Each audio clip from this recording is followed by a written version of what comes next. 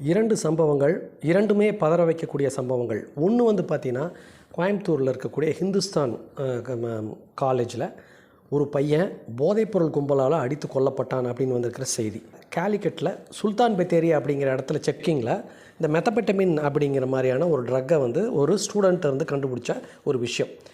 தமிழ்நாட்டில் இந்துஸ்தான் காலேஜில் படிச்சுட்டு இருந்த ஒரு பையன் அங்கே இருக்கக்கூடிய போதைப்பொருள் ஆசாமிகளை பற்றிய ஒரு தகவல் வெளியேற்றினாகவும், அதை பற்றி காலேஜ் அவங்ககிட்ட சில தகவல்களை எல்லாம் வாங்கிட்டு அது எப்படியோ வெளியாகி அந்த பையனை டார்கெட் பண்ணி ஒரு 10-15 பேர் சேர்ந்த ஒரு கும்பல் வந்து அவனை கொடூரமாக தாக்கி அதனால் அவன் வந்து படுகொலை செய்யப்பட்டான் அப்படின்னு கொஞ்சம் பேர் கைது செய்திருக்காங்க. நம்ம வீட்டில் ஒரு அண்ணனோ ஒரு தம்பியோ அல்லது நமக்கு பக்கத்து வீட்டில் இருக்கிற ஒரு பையனோ அல்லது நம்மளுடைய சொந்தக்காரனோட பையனோ அல்லது என்னுடைய சக நண்பனோ அல்லது என்னுடைய சக மாணவனோ இந்த மாதிரி அடித்து கொல்லப்பட்டு அவங்களுடைய பெற்றோர் கதறப்ப பக்கத்தில் நின்று இந்த கண்ணீரை நம்ம பார்த்தோம்னா எவ்வளவு கோபமும் ஆத்திரம் நமக்கு வரும் அப்படிங்கிறது அந்த செயல் காமிக்குது. கேரளாவில் ஆசிரியர்களே வந்து ஒரு மிகப்பெரிய நெட்வொர்க் ஆரம்பித்து கியூஆர் கோடு வச்சு இந்த ட்ரக் எங்கே கிடைக்கும், எந்த இடத்துல இருக்கும் அப்படின்னு மறைபொருளாக வந்து அவங்களே வந்து இதை வந்து ஒரு நெட்வொர்க்காக நடத்தி ஒரு காரில் வந்து செக் பண்ணுறப்போ, போலீஸ் ஒரு செக் போஸ்ட்டில் செக் பண்ணுறப்போ இது வந்து கேரளாவில் கண்டுபிடிச்சிருக்காங்க.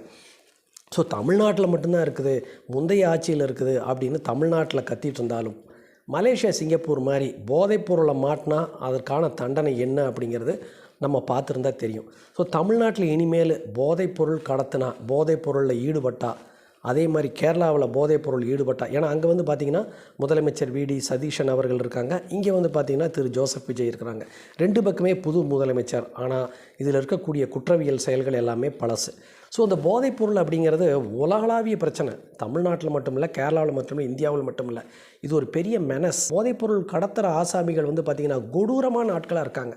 இங்கே மட்டும் இல்லை, எல்லா பக்கமும் தான். உலகம் ஃபுல்லாக உடனடியாக கொலை இல்லைன்னா அவனை வந்து அழிச்சிட்றது. அவன் இனிமேலாவது இதுக்கான பனிஷ்மெண்ட் என்ன அப்படிங்கிறத சொல்லணும். பனிஷ்மெண்ட் தான் இதுக்கு வந்து மெயின்.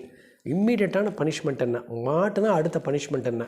இந்த பனிஷ்மெண்ட்டை கண்டு இந்த போதை ஆசாமிகள் பயந்துக்காத வர இது இன்னும் தொடரும். நம்ம வந்து அந்த கவர்மெண்ட்டில் பண்ணாங்க, இந்த கவர்மெண்ட்டில் ஏன் பண்ணலை, நீங்கள் மாற்றத்தை கொண்டு வரல அப்படின்னு தமிழ்நாட்டிலையும், அதே மாதிரி கேரளாவில் என்ன இங்கே தமிழில் பேசுகிறோம், அங்கே மலையாளத்தில் பேசுகிறோம், இப்படி கத்திட்டு இருந்து பிரயோஜனம் இல்லை.